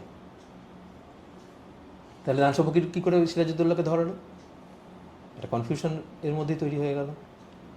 হতে পারে যিনি ধরিয়েছিলেন দানা সাহ বা দানশা বা কিছু একটা নাম হতে পারে, কিন্তু দানশা ফকির বলতে যাকে বোঝায় তিনি কিন্তু পলাশির যুদ্ধে 3-4 বছর আগেই মারা গেছেন। অর্থাৎ একমাত্র নবাব সিরাজউদ্দৌলার কবর, আলীবর্দী কবর ছাড়া আর কোনো কবরই যেন ঠিকঠাকভাবে পাওয়া যায় না। তো আমার তখন খুব অবাক হয়ে গেছিলো যে এখানেও ভুল তথ্য বিভিন্ন জায়গাতে। অনেক সময় আগে কাটরা মসজিদে, এখন গাইডরা বলে না, আগে গাইডরা বলতো পাশে একটা শিব মন্দির আছে। নবাবদের খুব ভালোভাবে বোঝানোর জন্য করা হতো কি, যে নবাবরা ভীষণ হিন্দু মুসলিম একটা সম্প্রীতি, হ্যাঁ এটা সত্যি নিঃসন্দেহে অস্বীকার করা যায় না। বাংলার যারা নবাবরা ছিলেন, আমাদের বিশেষ করে মুর্শিদাবাদের যে নবাবরা ছিলেন, তাদের মধ্যে একটা খুব সম্প্রীতির একটা বার্তা ছিল সবসময়ের জন্য। আপনি যদি খোঁজ করেন দেখবেন যে সেই সময় প্রচুর হিন্দু কর্মচারী কিন্তু রয়েছে, এবং সেই সময় যে হিন্দু মুসলিম যে কোনো একটা দাঙ্গা হয়েছে বা কিছু হয়েছে, কোনো ইতিহাসে কোথাও নেই। একটা দুর্দান্ত একটা দারুণ একটা মেলবন্ধন, একটা সামাজিক সম্প্রীতি কিন্তু সেই সময় ছিল। এবং তার একটা ছোট্ট উদাহরণ দিচ্ছি, এই যে বলা হয় যে শিব মন্দিরটাকে, অ্যাকচুয়ালি তা না।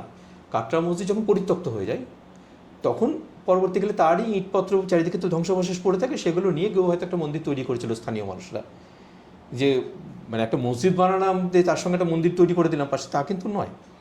কারণ কাটরা মসজিদ যদি আজ দেখা হয়, একটা সময় তো কাটরা মসজিদের উপরে চুনসুরকির একটা পলেস্তারা ছিল, যেটা কিন্তু আর খসে খসে পড়ছে। ভিতের দিকে বহু ইট আছে, যার মধ্যে ভীষণ সুন্দর সুন্দর কারুকার্য করা। এবং ইতিহাস ঘাঁটলে দেখা যায় যে আশেপাশে বহু মন্দির ধ্বংস করা হয়েছিল সেই সময় কাটরা মসজিদ নির্মাণ করার জন্য।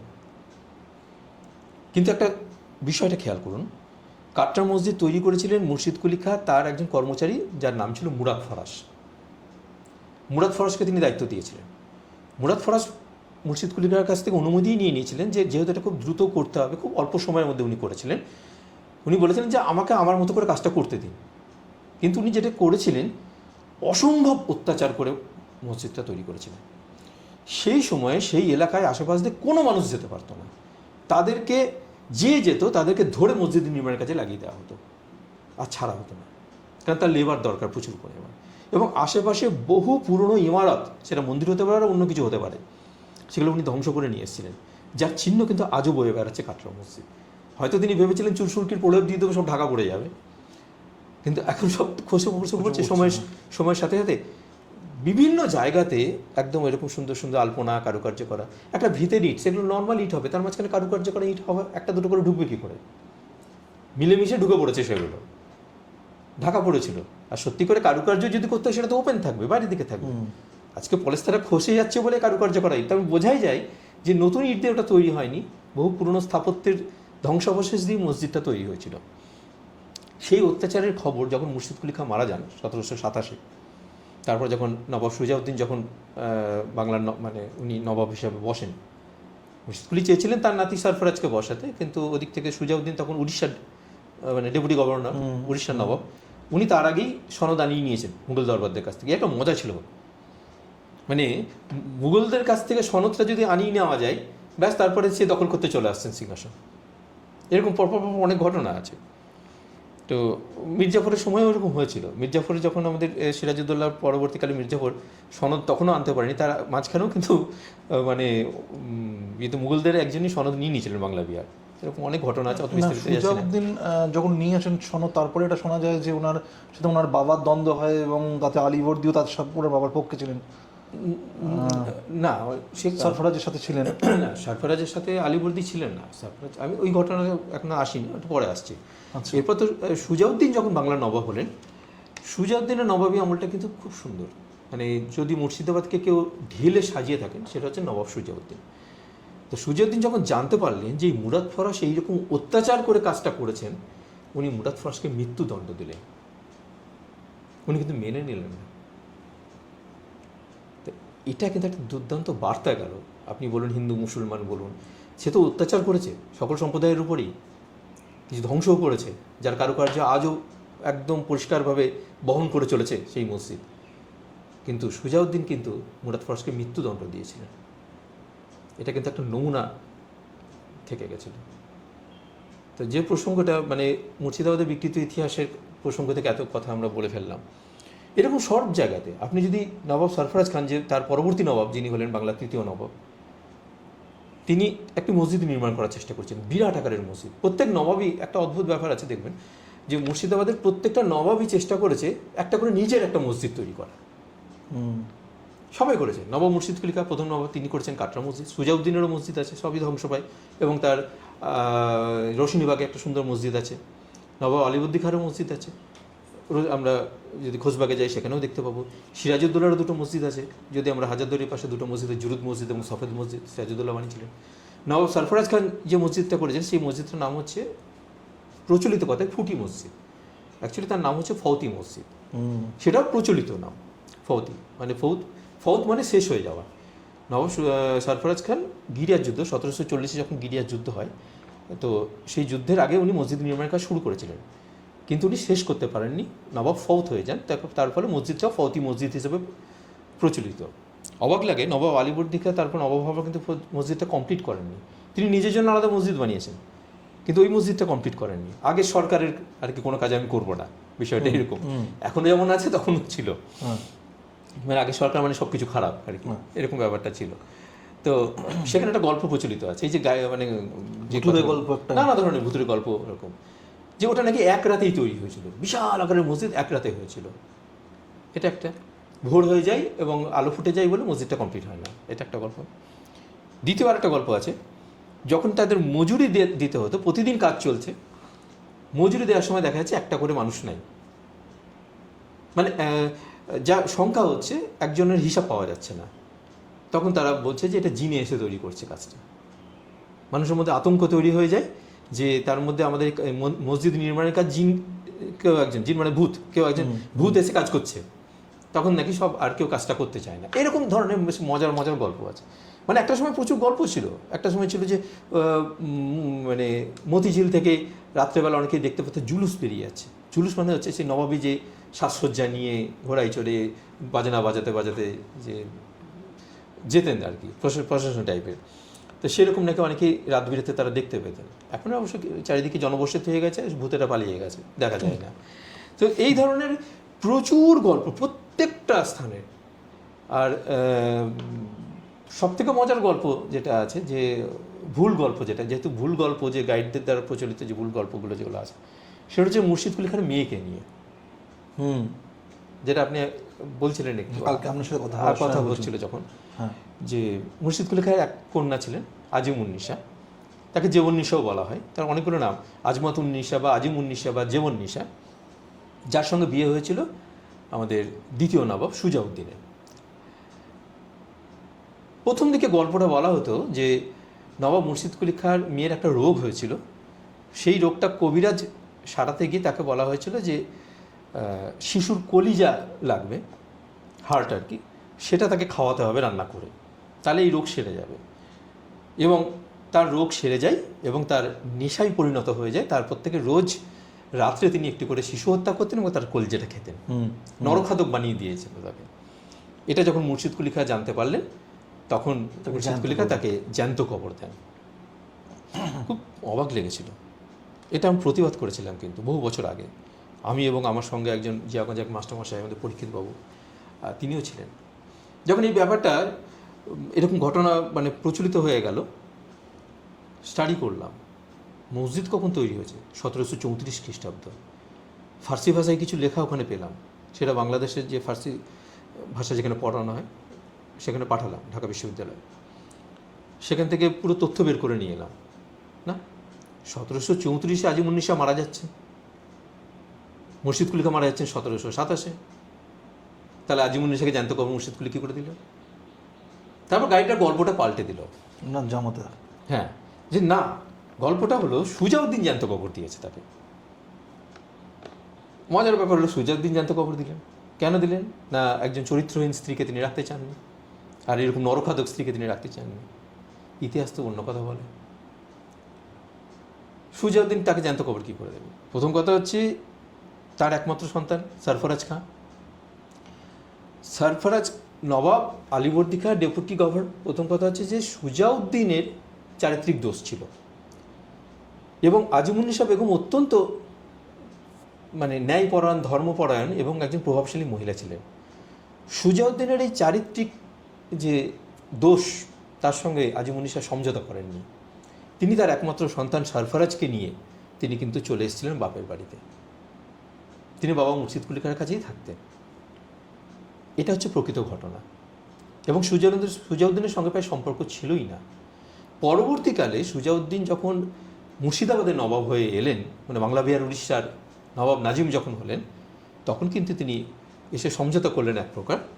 সরফরাজ খাঁ বাবার বিরুদ্ধে যুদ্ধ ঘোষণা করেছিলেন, কিন্তু তার মাই তখন বললেন যে আর ছেড়ে দাও, বাবা তো বৃদ্ধ হচ্ছেন, বাবা মারা গেলে তো তুমি সিংহাসনটা তো তোমারই, উত্তরাধিকার সূত্রে তুমিই পাচ্ছ বলে সরফরাজকে তিনি দমিয়ে দিয়েছিলেন। এবং মানে মুর্শিদ কুলি খাঁ স্ত্রীও সে তাকে বুঝিয়েছিলেন। সরফরাজ খাঁ তখন বললেন ঠিক আছে, পরবর্তী নবাব যখন আমি আছি তাহলে থাক, দরকার নেই, দিয়ে বাবার সঙ্গে সমঝোতা হয়। এবং যখন বিহারের থেকে উনি তো বিহারের দায়িত্বে ছিলেন, বিহার থেকে যখন আমাদের মুর্শিদাবাদের নবাব হলেন, তখন বিহারের নবাব কাকে করা যায়? তখনই আজিমুন্নি শাহ সাজেস্ট করেছিলেন। সুজাউদ্দিন ভেবেছিলেন যে সরফরাজকে বিহারে পাঠিয়ে দিই, কিন্তু আজিমুন্নি শাহ ভেবেছিলেন যে না, সরফরাজকে যদি বিহারে পাঠিয়ে দেওয়া হয়, সুজাউদ্দিনের আর এক স্ত্রীর আর এক সন্তান ছিলেন, তার নাম ছিল তকি খাঁ, তাহলে তকি খাঁ এখানে এসে সিংহাসন দখল করতে পারে। তিনি সুজাউদ্দিন এই সরফরাজকে মানে আজিমুন্নিসা বেগম সরফরাজকে কাছছাড়া করলেন না, বলে মুর্শিদাবাদেই থাক। তকি খাঁকে বরঞ্চ দায়িত্ব দেওয়া, তখন তকি খাঁ যদি দায়িত্ব পেয়ে যায় তাহলে সে ক্ষমতাবান হয়ে যাবে, বলে দরকার নেই।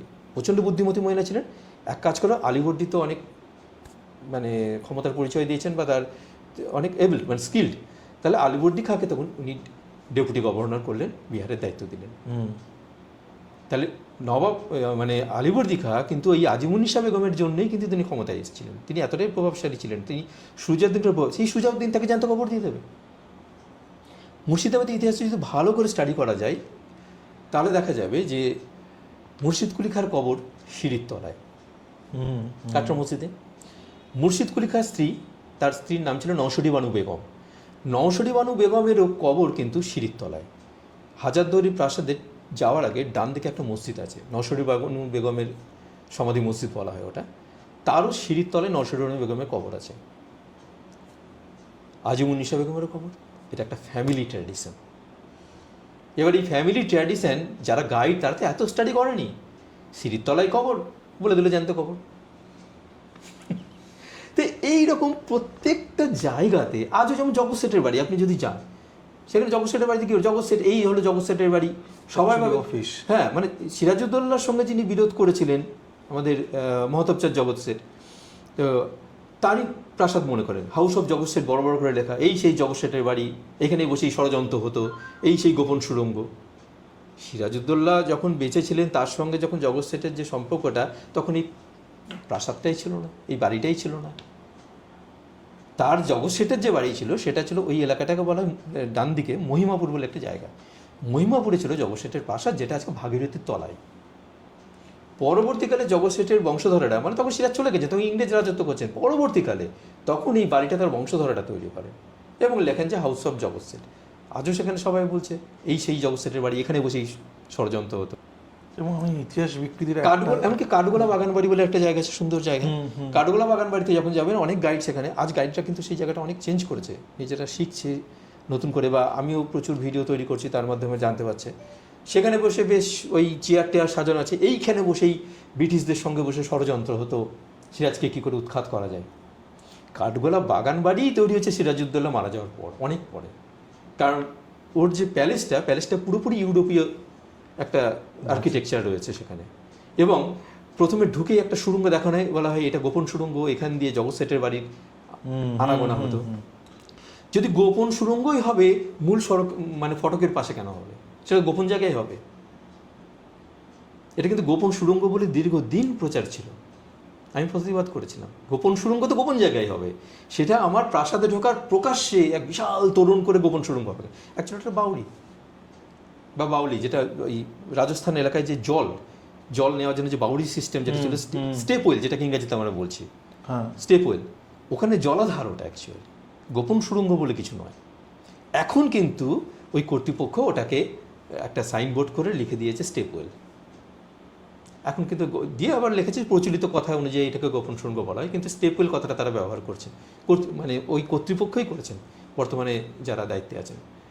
তো এই বিষয়গুলো মানে এরকম আরও অনেক আছে, হয়তো মানে একদিনে গল্প করে শেষ করা যাবে না, মুর্শিদাবাদের গল্প তো অনেক প্রচুর গল্প, এইরকম প্রচুর পরিমাণে ভুল তথ্য আছে। একটা কথার সাথে আমার খুব মনে পড়লো, মানে মুর্শিদাবাদে গিয়ে এই যে আপনি বিকৃত ইতিহাসের কথা বলছেন, সুজাউদ্দিনের চারিত্রিক বিষয়টা আপনি তুলে ধরলেন যে তার একটা চারিত্রিক দুর্বলতা ছিল। সেখানে একজন গাইড আমাদেরকে এরকম বলেছেন আর কি, আমি যখন ছাত্রদেরকে নিয়ে গেছি, যে তিনি একজন রীতিমতন মানে কি বলে একজন ওই মানে সুফি মানুষ ছিলেন, সুফি চিন্তাভাবনায় বিশেষ একজন মানুষ ছিলেন, এবং তার রাজপাটের প্রতি কোনোরকম কোনো কিছু মানে তার কোনো ইচ্ছা ছিল না। যদি নাই থাকে তাহলে তার ছেলের সাথেই তার বিরোধ হলো কেন? তার আলীবর্দীর সাথে মিলে তো তার ছেলের সাথে তার একটা সময় বিরোধ হয়েছিল, এবং তিনি তো ভীষণ মানে ধর্মপরায়ণ একজন মানুষ ছিলেন। কোনো রকম এই ধরনের মানে মানে বিকৃত ইতিহাস কিন্তু মানে বহু ক্ষেত্রে মানে মুর্শিদাবাদকে কেন্দ্র করে কিন্তু রয়েছে। একদম, যেমন সুজাউদ্দিন কিন্তু ভালো নবাব যদি বলি, প্রজাবৎসল নবাব, তার জন্মদিনে তিনি তুলট উৎসব করতেন। তুলট মানে হচ্ছে দাড়িপাল্লার মধ্যে একদিকে তিনি বসবেন, আর একদিকে সোনা দানা জহরত হিরে জহরত চাপানো হবে, যতক্ষণ না সেটা সমান হচ্ছে। যখন সেটা সমান হতো, তারপর যত পরিমাণ ওজন দিয়ে, যদি ওনার ওজন 80 কেজি হয়, 80 কেজি হিরে জহরত সোনা, এবং সেটা গরিবদের মধ্যে বিলিয়ে দিতেন। প্রত্যেক জন্মদিনে তিনি করতেন, সুজাউদ্দিন করতেন তুলট উৎসব। সেই সময় সুজাউদ্দিনের সময় ছিল, তার পরবর্তী কোনো নবাবের সময় শোনা যায় না। এবং সেই সময়ে সুজলা সুফলা শস্য শ্যামলা বলতে বাংলা বলতে যা হয়, সেটা হয়েছিল সুজাউদ্দিনের সময়। তিনি একদিকে যেমন ভোগী ছিলেন, লালসা কাম সব কিছু তার মধ্যে ছিল, অন্যদিকে তিনি ছিলেন ভীষণভাবে প্রজাবৎসল। এবং তিনি যে ভোগী ছিলেন তার প্রমাণটাই তো রোশনীবাগটা তিনি করেছিলেন তার প্রমোদ উদ্যান। সেখানে তিনি সুরাপান, নর্তকীদের নাচ গান এইসব নিয়ে তিনি পড়ে থাকতেন। তার প্রাসাদ ছিল গঙ্গার পূর্ব পাড়ে, চেলসদন প্রাসাদ থেকে তিনি রাজত্ব করতেন। চেলসদন প্রাসাদকে মুর্শিদ কুলি খাঁ তৈরি করেছিলেন, বিশাল আকার ধারণ করেছিল চেলসদন প্রাসাদ, সুন্দরভাবে সাজিয়েছিলেন তিনি। এখনও মুর্শিদাবাদে ঢুকলেই যে বিশাল আকারের যে তোরণগুলো আমরা দেখি, হ্যাঁ, আমাদের দক্ষিণ দরওয়াজা এবং ওদিকে ত্রিপুলিয়া গেট বলে দুটো তোরণ আছে, হ্যাঁ, এগুলো সব সুজাউদ্দিন বানিয়েছিলেন। সুজাউদ্দিন ভীষণ মানে নবাব আলীবর্দীকে যেমন বলা হয় বাংলার আকবর, তেমনি সুজাউদ্দিনকে বলা হতো শাহজাহান। মানে উনি এতটাই সৌন্দর্যপ্রিয় ছিলেন, এবং তার ওই বাগান বাড়ি তৈরি করেছিলেন রোশনীবাগে, যেখানে মারা যাওয়ার পর তাকে কবর দেওয়া হয়েছিল। সব দিক দিয়ে তার গুণ ছিল। যেমন সরফরাজ হচ্ছেন প্রচণ্ড ধার্মিক ছিলেন সরফরাজ, কিন্তু অসম্ভব নারী লিপ্সা ছিল তার, প্রচুর অবৈধ সম্পর্ক ছিল। এবং তার যে হারেম, সেই হারেমে 1,500 মহিলা থাকতো সরফরাজের, যেটা পরবর্তীকালে ইংরেজ লেখকরা সিরাজের ঘাড়ে চাপিয়ে দেয়। আমি একবার বলেছি না, শুরুতে একটা কথা বলছিলাম, সিরাজকে ব্যবহার করা হয়েছিল। আজকে সিরাজ স্বাধীন নবাব কি স্বাধীন নবাব নয়, এই নিয়ে বিতর্ক থাকতেই পারে, কিন্তু সিরাজের চরিত্র নিয়ে অনেক কালিমালিপ্ত ইংরেজরা করেছেন বা অনেক লেখক করেছেন। আদৌ সেটা সিরাজের কতটা প্রাপ্য ছিল সেটা নিয়েও যথেষ্ট বিতর্ক থাকতেই পারে। বা কারণ কি, সরফরাজের যে খারাপ কাজগুলো সেটাও কিন্তু ইংরেজরা পরবর্তীকালে বা ইংরেজ আশ্রিত লেখকরা তারা কিন্তু সব সিরাজের ঘাড়ে চাপিয়ে দিয়েছে। সিরাজের 1,500 রমন, আরে 1,500 সিরাজ যখন বসলেন তখন তো খুব স্বাভাবিকভাবেই সেখানে তো সরফরাজের যে সমস্ত আশ্রিত যে মহিলারা যেখানে ছিলেন হারেমের মধ্যে, সে তাদের তো মানে তাড়িয়ে দিতে পারে না, বের করে দিতে পারেন না। যে হারেমটা তৈরি করেছিলেন কে? সরফরাজ খান। মুর্শিদ কুলি খাঁ তৈরি করেননি। মুর্শিদ কুলি খাঁ এক নারীতেই বিশ্বাসী ছিলেন। নবাব আলীবর্দী খাঁ এবং মুর্শিদ কুলি খাঁ তার কিন্তু একজন করেই স্ত্রী ছিল, একজন করেই বেগম ছিল, বাকি নবাবদের কিন্তু ছিল না। পরবর্তী নবাবদের কথা ছেড়েই দিলাম, যদি আমাদের মানে শেষ নবাবের কথা যদি বলি, মানে নবাব নাজিম, মানে বাংলা বিহার উড়িষ্যার শেষ নবাব, পরে তো নবাব বাহাদুর হয়ে যায়, ডেজিগনেশন পাল্টে যায়, সে গল্প করব। তো বাংলা বিহার উড়িষ্যার যে নবাব, শেষ নবাব যিনি আমাদের ফেরাদুনজা ছিলেন, তার 100টা ছেলে মেয়ে ছিল। তো সেক্ষেত্রে আমাদের সেখানে বাংলার আমাদের মুর্শিদ কুলি খাঁ বা আলীবর্দী খাঁ, এদের কিন্তু একজনই বেগম ছিলেন মাত্র। গোলমালটা শুরু করেছিল সরফরাজ খাঁ, এবং সরফরাজ খাঁর বেশ কিছু ঘটনার কারণে তার বিরোধিতা শুরু হয়েছিল। হাজী আহমদের কিছু তার মধ্যে ছল চাতুরি ছিল, এবং তাকে এক প্রকার ছলনা করেই তাকে হত্যা করা হয়েছিল। গিরিয়ার যুদ্ধটা, সেখানে অনেক গল্প আছে, বারুদের বদলে, মানে সেই গিরিয়া যুদ্ধের যে প্রাক্কালে যে ঘটনাগুলো ছিল, এবং ভেতরে ভেতরে যে কীভাবে বিশ্বাসঘাতকতা করা হয়েছিল তার সাথে, মানে যে কারণে অনেকেই, মানে যারা জানেন না তারা হয়তো বলবেন না, কিন্তু আলীবর্দী খাঁকেও সেই অর্থে মির্জাফরকে যেমন বিশ্বাসঘাতক বলা হয়, আলীবর্দী খাঁকেও বিশ্বাসঘাতক বলা হয়। কারণ নবাব সুজাউদ্দিন আলীবর্দীকে ডেপুটি গভর্নর বানালেন, তার অধীনস্থ, অর্থাৎ আলীবর্দী খাঁ নবাব সুজাউদ্দিনের কর্মচারী। সেই আলীবর্দী খাঁ সুজাউদ্দিনের ছেলে সরফরাজ খাঁকে হত্যা করে মুর্শিদাবাদের সিংহাসনে নিলেন। মানে আমি আমার মালিকের ছেলেকে, প্রভুপুত্র যদি ভালোবাসায় বলি, প্রভুপুত্রকে হত্যা করে সিংহাসন দখল করলাম, তাই না?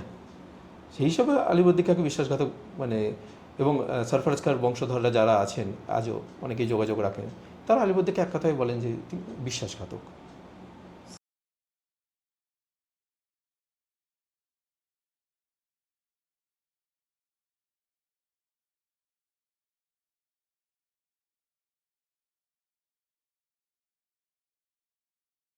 সিরাজউদ্দৌলা সৈন্য নিয়ে গেছিলেন 50,000। 3টে শর্ত ছিল। একটা হচ্ছে যে পলাশির উনি আর সিরাজের অধীনে থাকবেন না। আমি বর্ষাকালে যুদ্ধ করতে যাব, বারুদ ঢোকার কোনো ব্যবস্থা করবো না, ফলে বারুদ ভিজে গেল। যতবার কামান চালাতে যাই কামান বেরোয় না, গোলাগুলি চলে না। তখন ইংরেজরা আক্রমণ চালালো, এরা পিছাতে শুরু করে দিল, ছত্রভঙ্গ হয়ে গেল।